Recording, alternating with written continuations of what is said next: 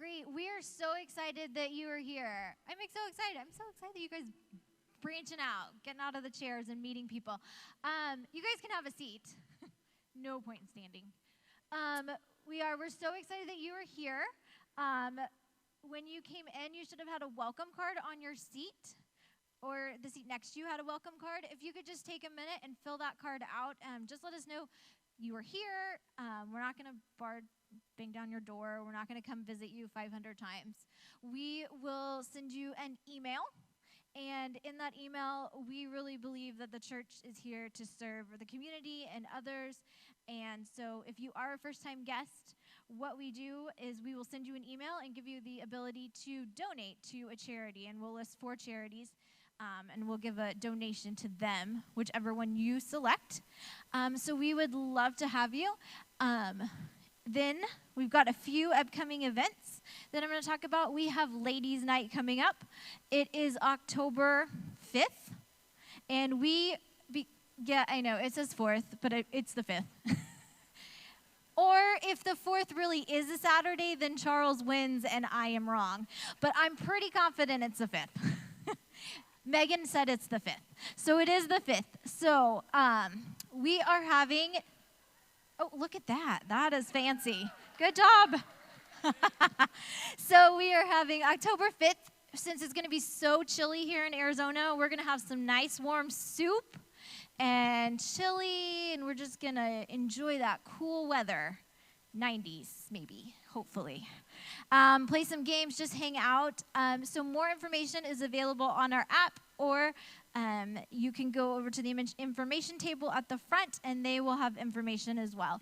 But we're going to do that October 5th.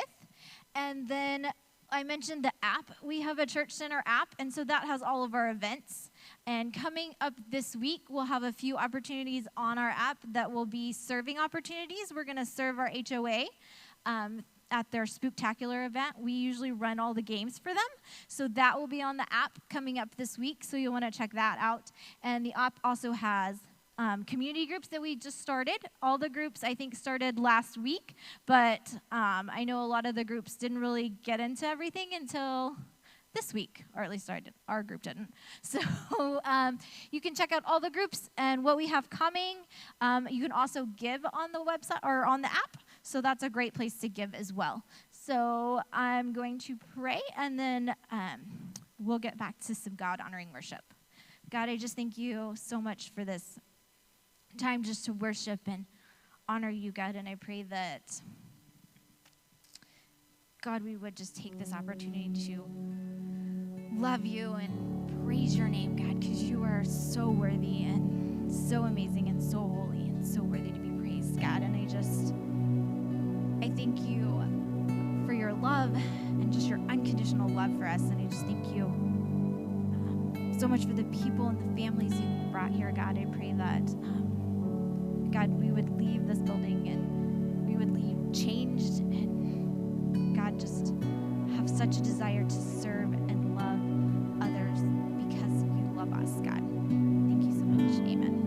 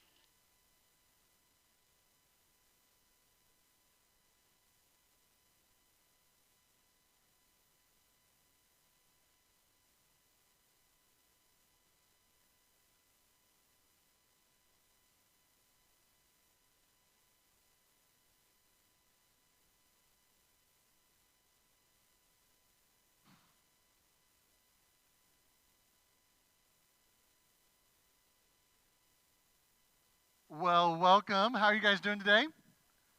Good, good. Well, welcome to our brand new series called What Makes You Happy. Now, the title of this series, I think it can be read a couple different ways, and so I just want to start with one of those ways, and that is with a giant question mark at the end of it, right? The question of what makes you happy? What makes you happy? You know, for some of you that are here right now, you don't really know the answer to that, right? You don't really know the answer. You keep trying to figure it out, what makes you happy, but at the end of the day, you're like, I'm still not happy.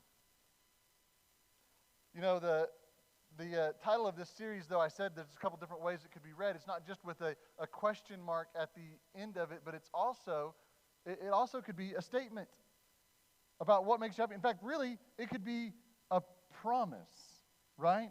A promise about over the next couple of weeks that I'm going to tell you what makes you happy.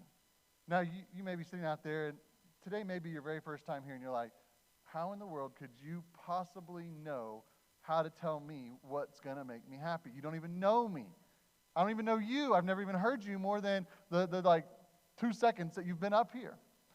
And you're right. It's really true, but I just want you to remember this as I get ready to make that promise to you that over the next several weeks we're going to talk about the things that make you happy is that every day you are encountered with people who make that sort of promise to you. People who have never met you before. In fact, people that you have never been where they're at, but they're trying to sell you to come be where they're at.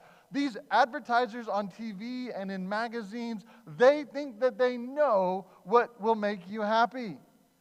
And they're pretty good at that, right? I mean, I don't know about you, but I have fallen for their advertising more than once. That I've believed that whatever it was, if I just drove this new truck, right? Sean will tell me it's not my Ford 150, right? It's really more of a Ram is what I should have gotten. But if I just got this new truck, that was going to make me happy. If I just you fill in the blank for whatever it is that's there. But the problem is that most of us have really just wasted a lot of time, energy, money, chasing those things. Hey, turn me down just a little bit and maybe turn off the monitors behind me. We spent a bunch of those sorts of things. Now you got me way down.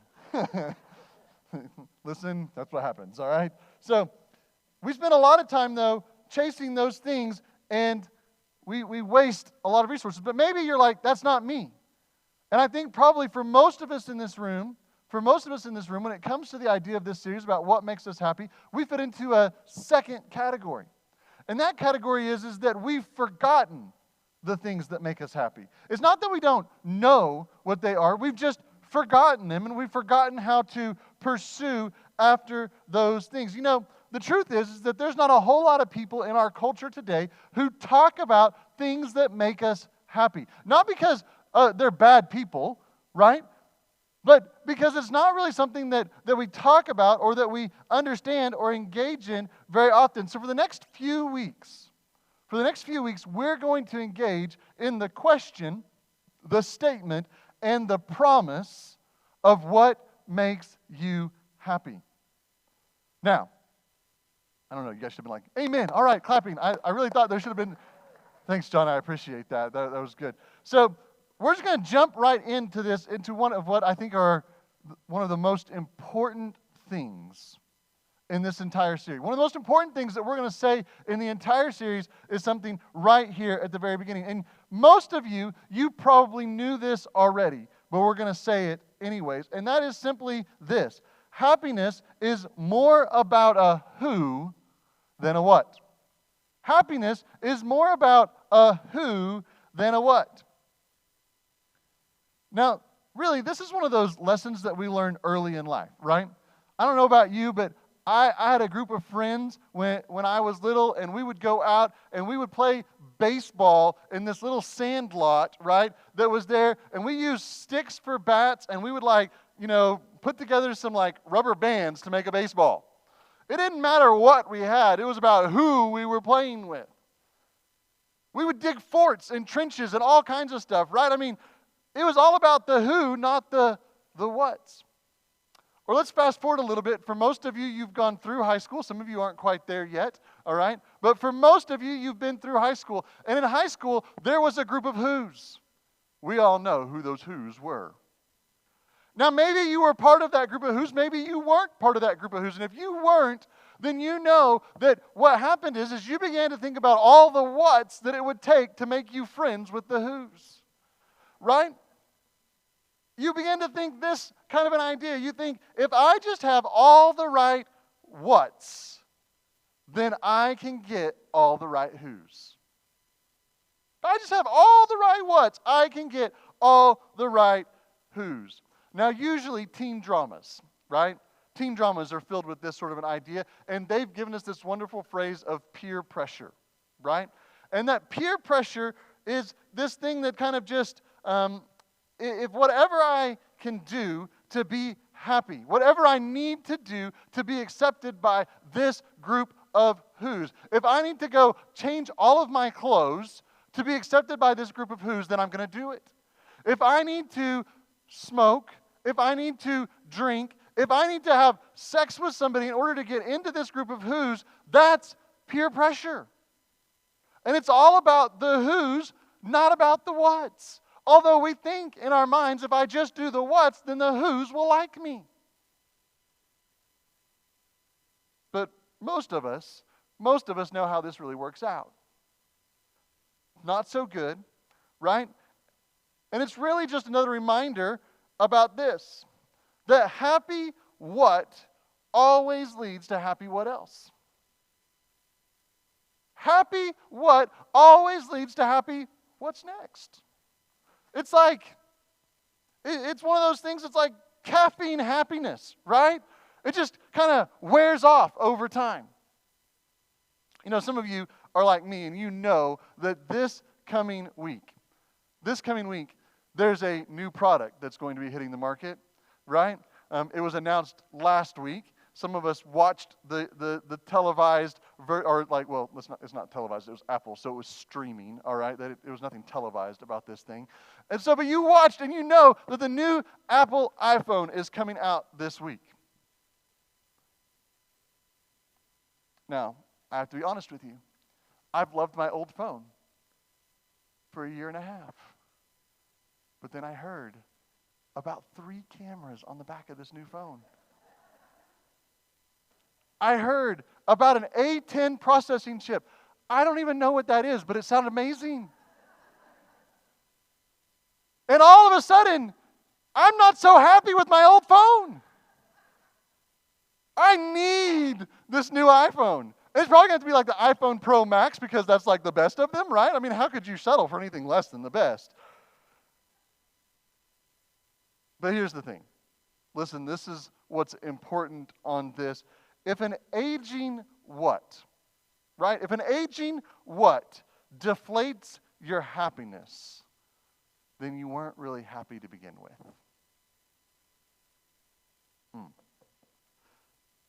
So in other words, if something that gets older and older ultimately takes down your level of happiness, then you were never really happy with that to begin with. You were just marketed to.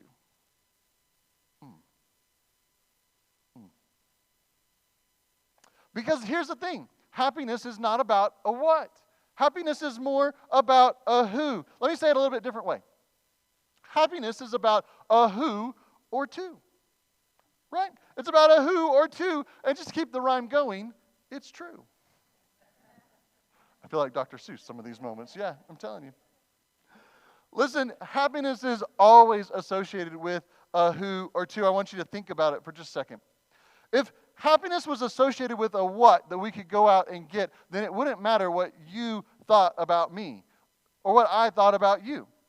Right? Because then I could just leave from whatever that conversation is about however it is that you felt about me, and I could go to my happy what. And my happy what would make me happy, and that's what my happiness comes from. It's a lot of what's right there. But the truth is that is not the case, that I can't just go out and get my happy from a what. Which is why when I have an interaction with a who, it affects me. It impacts me on the things that I'm doing. Let me give you some more evidence for just a second.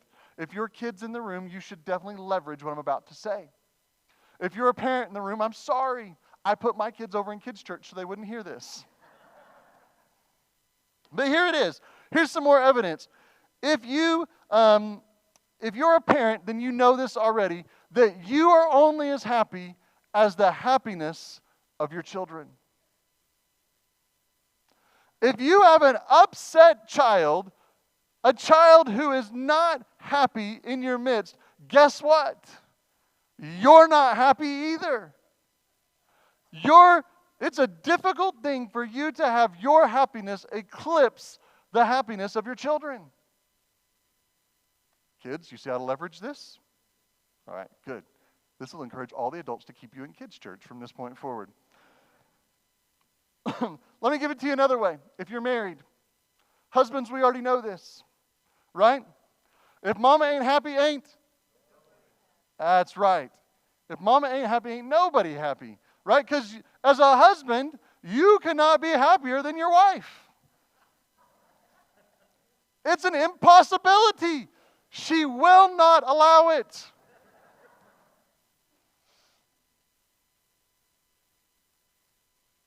In fact, I think, really, in my case, this may be my strongest reasoning against polygamy.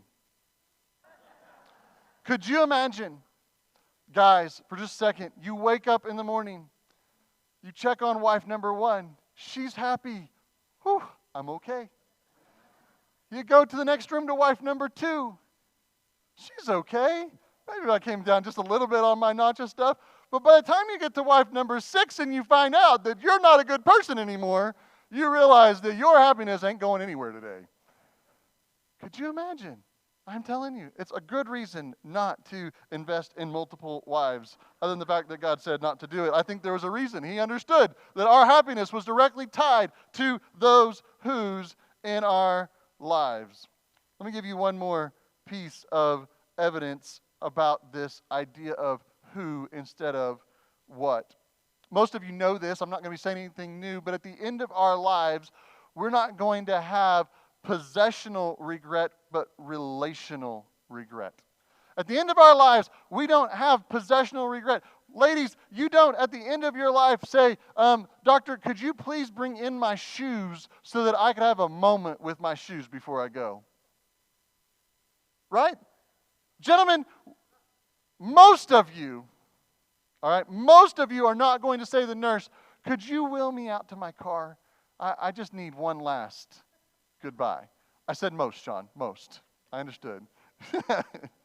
Because we don't have possessional regrets at the end of our life. We have relational regrets. We have a moment of wanting to make peace, not with the whats, but with the whos that are in our lives. And the reason is because happiness is relational in nature. Right? Happiness is relational in nature. So there's a whole bunch of evidence right there to suggest to you that happiness is more about a who than a what. But I know, because I would be one of you sitting out there, I know that there are some of you that are going, yeah, that sounds good, and that's all cute, but I don't know that I really need that. I don't know that I really need that many relationships in my life in order to make me happy. And if you're that person, I'm going to say that you're in one of two camps, right? Here's the first type of person who makes that sort of statement. They're the person who has so many relationships around them that they never known what it's like to be lonely. They have so many relationships around them, people that are engaged and involved and speaking into their life, that they don't know what it's like to be lonely. This is the equivalent of the person who lives here in America, generally speaking, who has all kinds of food at their fingertips and all kinds of opportunities to be able to be fed, not everybody, but most people, and they say, you know what, I could go without food. And you're like, time out. You've never gone without food. You have no idea what that's like. You're saying that as a person who's had all kinds of food and has always had access to food, and you're going to tell me that you think that you don't need that. No, you just don't know what it's like on the other side. But then there's a second group of people. This second group is a group that really, if they were honest about it, they just don't know how to fix they've said to themselves, you know what? I'm fine. I don't really need anybody anyways. Right? It's a coping mechanism, a defense mechanism. If you've ever had something where you were like, you know what, I just don't really need that, lots of times we're lying to ourselves about it. Now, most of the time it's okay. Right? Like if there's some car that's out there that I want and I can't afford it, and I tell myself it's okay, I don't need that anyways, right? And my car's breaking down, I might really need a new car, but I tell myself that because I can't afford it, and it's okay. But when it comes to the idea of relationships and this idea that a man can be on an island and not need any relationships around him, and let's just be honest, when I say a man, it's generally a man who does this. It's not usually ladies. Ladies, you're so relational that you don't even know how to be in isolation most of the time because you couldn't survive if you spent 5 minutes that away. I understand that. So as guys who are not quite the same relationally, we tend to think and we tend to lie to ourselves and say, well, it's okay that I don't have these relationships in my life because I don't really need them anyways. I'm okay without it. And that's incredibly dangerous. Incredibly dangerous. Because, well, we've already said and we've already given a whole bunch of your happiness is tied to who's, not what's. And if you isolate, and for the rest of this series, we're going to work to answer that question. But when I ask that as a question, here's what I want you to say, is I want you to say back, no thing. Let's practice. What makes you happy? Right. No thing. Nothing. Absolutely nothing. I see my wife having rubbed off on me right now in this whole conversation of stuff. Right? But I want you to think for just a moment about someone that's they're just happy. Right? When you see them, they're just happy. They always have a smile on their face and things are just good. And you know, maybe you've never thought about it in this terms, but I want to tell you what it is that's different about those people. Here's what makes them happy. They have peace. See, they have peace? Yeah, they have peace. You see, on the inside, they're just fine. Everything's okay in their world. They have peace. Happy people have peace. Specifically, happy people are at peace with themselves. Right? I've never seen a happy person who was trying to be something they're not. Who was trying to make themselves fit into somebody else's mold. Happy people almost always are at peace with their own selves. They know who they are. They're comfortable in their own skin. And they're just okay with that. And it doesn't matter what you think about who they are. They're okay with who they are. They have peace with themselves.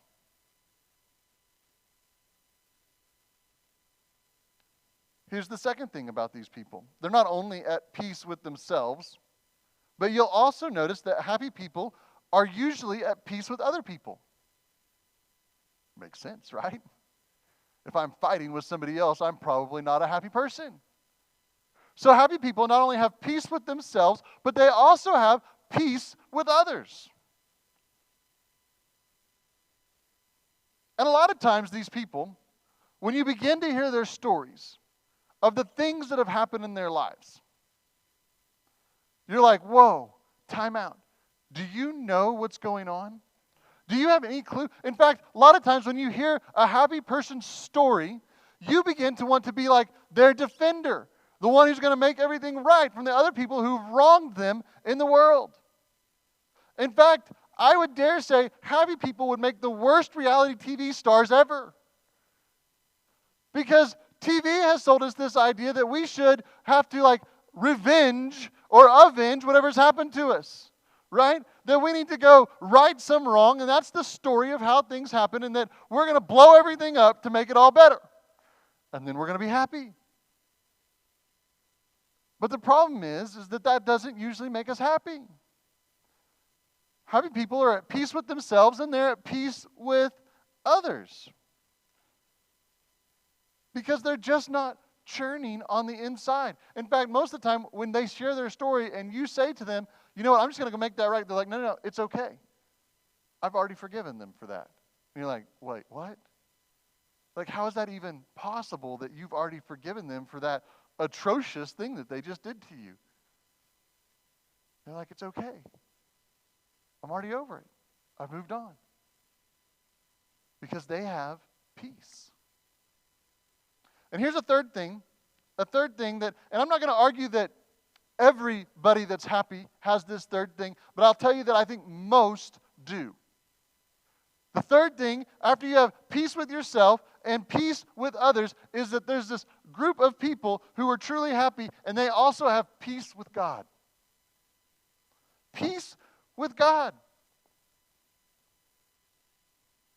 You see, they have this overwhelming sense, this confidence, that no matter what happens to them, no matter what somebody else does to them, that God's got it in the end.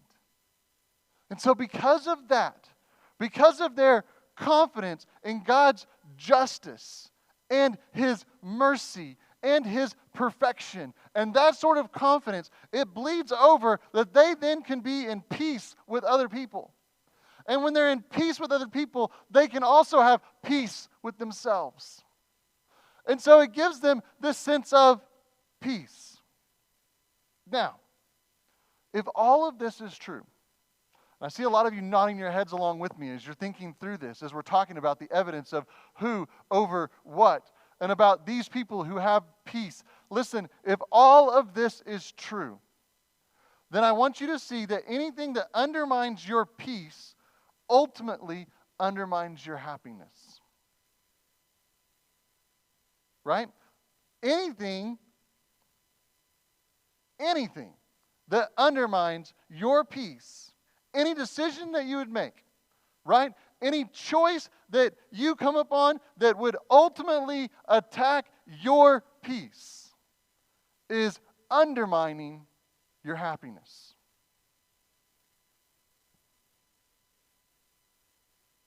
Now, every single one of us in the room, right?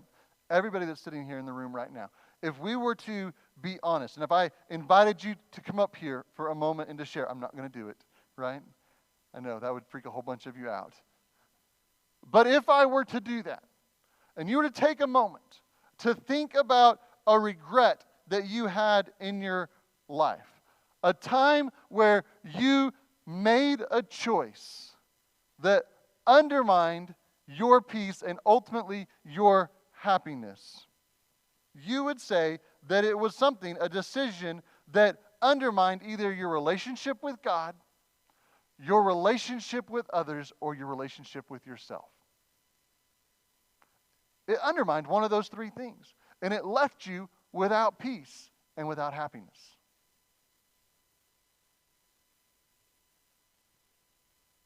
Now, I don't know about you, but I think some of you right now are probably on the verge of making decisions that will undermine your own happiness. This week, you're going to have opportunities to make choices that will either bring happiness or undermine your ability for happiness in the future. That's kind of scary, right?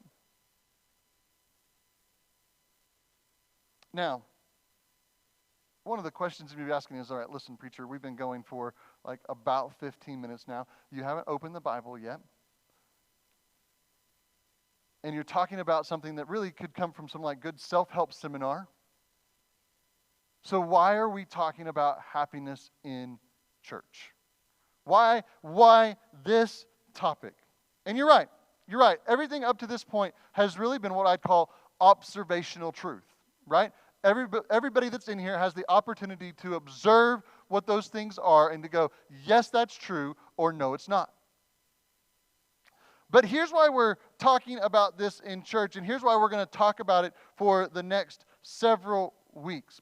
Because there's something that Jesus followers have discovered, right? Now, maybe you haven't really heard the word Jesus follower before. You've heard the word Christian, but not Jesus follower, and you're like, what does he really mean by a Jesus follower? Well, listen, lots of people have lots of different definitions about Christian, and it actually only shows up in the Bible a couple of times. But Jesus, when he said to people that he was like, hey, listen, I want you to come and follow me. And so when we're saying about what it is that we're about, we're saying, hey, we're responding to Jesus' calling to say, come and follow me. And so I'm a Jesus follower. Jesus called to me and said, hey, Charles, I want you to give your life and follow me. And I was like, And I did.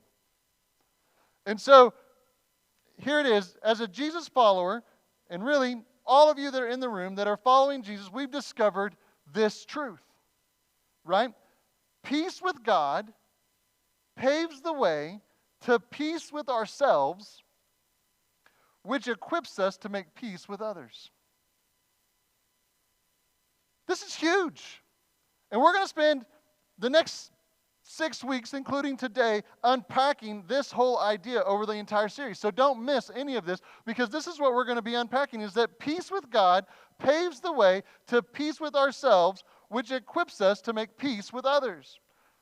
And if we understand that ultimately our peace determines our happiness, then this should be a really big deal. In fact, check this out. Maybe you've realized this before. I don't know that I did until we started this study, but most of the New Testament is about how to be at peace with other people. Let that one sink in for just a second. Most of the New Testament is about how to be at peace with other people. In fact, there was a day when Jesus was asked a question. It's one of the most profound questions that were ever asked of Jesus, and if you've been here for a while, we've talked about this question before, but it was so good that I just needed to bring it up again today. So Jesus was asked a really profound question. Now, what's different is that he wasn't always asked profound questions, right? A lot of times there were these guys, they were Pharisees and Sadducees and scribes, and they were trying to trick Jesus, so they'd ask silly questions sometimes. But this time, one of those guys, who was a lawyer, asked an incredibly profound question. And you can find the story in Matthew chapter 22. So one day, this lawyer walks up to Jesus. And he says, Jesus, he says, those of us who are Jews, we have a lot of laws. Like 660 of them to be exact. That's a lot of laws. And he said, Jesus, which one do you think is God's favorite? Which one is God's favorite? Which one do you think is the greatest out of all of these commandments? Now, the guy who was asking the question, he had an answer in mind. My understanding is that almost every Jew, as they're growing up, talks about this question, and there are rabbis who weigh in on this discussion, and all of them had an idea about what it is that was their answer to the question. But he wanted to know Jesus' answer to the question. Jesus, the guy who was supposedly the Messiah, the guy who was claiming to be the Son of God, the guy who was the mouthpiece for God while he was here walking on the earth. So in other words, he's saying, Jesus, I want to know what and by the way, I want to know what God thinks is the most important out of all of the laws that have been given to us to follow. It's got my attention. So here it is. Matthew 22, verses 34 through 40. The lawyer comes up and he says, Teacher, which is the greatest commandment in the law? Which one's most important? Now, before I go any further, before we go any further in this story, I don't generally think of laws and commandments as having anything to do with happiness. Right? Now, my wife would tell you a whole different story. She's a rule follower. Rules bring her great happiness in her world, right? She likes to know what it is that she's supposed to be doing, and she wants to follow those rules. I, on the other hand, give my wife great consternation because I do not like rules, and I do not like to follow the rules, and I'm pretty sure the rules were never really written for me. Just saying. Now, and I bet most of you, if you're like me, then you view rules and commandments as probably getting in the way of our happiness. Right? So, I want you, through the lens of everything that we've just talked about, listen to what Jesus gives as an answer. Jesus says to him, and this is profound, because when you ask somebody, what's your favorite command? Or what's the greatest command? The greatest law. Most of the time you're thinking like, you better do this, or don't do this, thou shalt, or thou shalt not, right? I mean, that's what we're thinking. And Jesus comes at it and he says, here, Jesus, what is the greatest command? And Jesus replied to him, love. Time out, Jesus. Time out. Maybe you just didn't understand the question about what it is that we were asking here. I was looking for like one of these laws that need to be followed, that we're supposed to do. And so, I just want to know like a command real quick that we're supposed to be doing. And Jesus says to him, love. Love. Well, Jesus, that doesn't sound much like something that I'm supposed to like a command word. I mean, it sounds more like a relationship word than a command word. And I don't really understand this. And Jesus says, I understand that, but here's the answer. Love the Lord your God with all your heart, with all your soul, and with all your mind. Doesn't sound very commanding, does it? Jesus, what's the greatest commandment? Love the Lord your God with all your heart, with all your soul, and with all your mind. That sounds extraordinarily relational, doesn't it? In fact, we're going to see throughout this entire series that that's what it is. It is relational and relationship driven. That's what Jesus is inviting us into, is a relationship. It's like Jesus said this, let me tell you the most important thing. And he said, you asked me the question about what's the most important thing, so I'm going to tell you what's most important here. And since God loves you, I want you to love him back. That's what's most important. It's the most important thing you could possibly do, is to love God. And since God is wanting to make peace with you, you should make peace with him. The most important commandment is really all about peace with God. But then, as you probably know, Jesus doesn't usually stop, right? He usually goes right on past where we think he should stop at and keeps on going. And it usually hurts a whole lot after he's done. And Jesus did that right here. He kept on going. He said, hey, listen, that's the first commandment, but there's a second one that's just as great as the first one. And it's just as important as the first one. He said, here it is. Love your neighbor as yourself. That's the second one. Now, if you're not a Jesus follower, right? Now, maybe you're new around here, or maybe you've been out of church for a while. Maybe you don't even normally read the Bible. And all of that is okay, but I don't want you to underestimate how profound Jesus' answer to this question possibly is.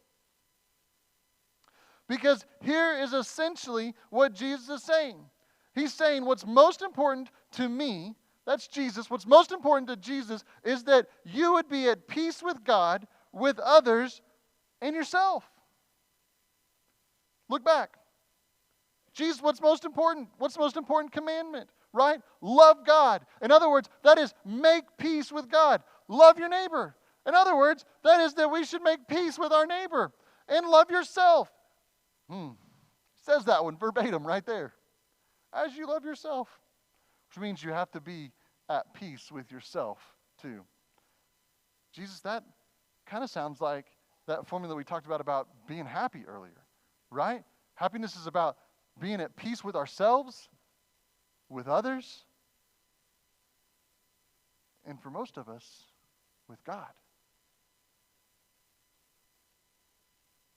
You know, I think God wants us to be happy. You say, whoa, time out, preacher. Are you serious about that? You think God wants? I do. I don't think God created happiness in us as some sort of like spin-off sort of a thing. That He's like, oh, you know what? I've got a little bit of extra of this little mission, so I'll just toss that one into Him. I think God designed us and desired for us to be happy. In the garden, when He saw Adam was not happy because he didn't have a relationship around him, then He turned and said, this is not good.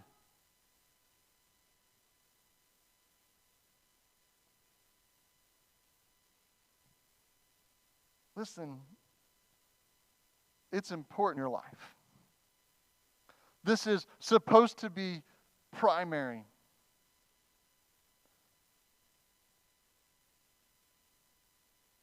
And I used to think that there was this conflict between God and happiness. Not this idea that God wanted me to be happy, but I would look at the fact that there were all of these rules that God had in place. All of these things that I was supposed to do. And it kind of felt like, it was, I could go this way and be happy, or I could do the good church thing. Right? Some of you, maybe when you were younger, you left the church over that. You were like, listen, all the church cares about is telling me all the things that I can and can't do. And I feel like happiness is over here, not over here in the what I can and can't do. And so I'm going to leave the what I can and can't do behind and go pursue what makes me happy, because here's the truth.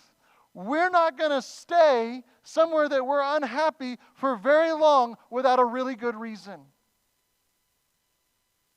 So we feel like this is not where happiness is at, and it's over there. Guess where we're going to go? We're going to go over here every single time.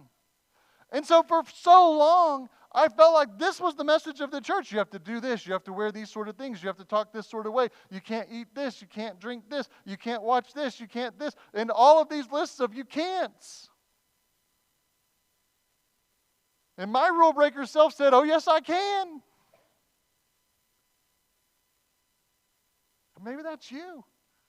You're like, man, I just feel like there's this tension. But Charles, you're telling me that God actually wants me to be happy? He actually provided a way for me to be happy, to have peace with Him and peace with others and peace with myself, so that I could have peace and happiness? Yeah. The answer is yeah. Listen, I want to switch gears for just one more time. I want to talk about something tangent to all of this as we get ready to launch into this series and kind of bring all of these things back around together and mix them up and see if we can bake a cake or something. I don't know. But I've got to introduce one more idea before we wrap this up. And really, this one's kind of a downer, right? It's a small little 3-letter word. Usually think of 4-letter words as being really bad, but this is a 3-letter word that's really bad, and it's up on the screen. Let's see it. Let's all say it together. Here we go. 1, 2, 3. Sin. Sin. It's ugly, right? Now, for the next 5 minutes,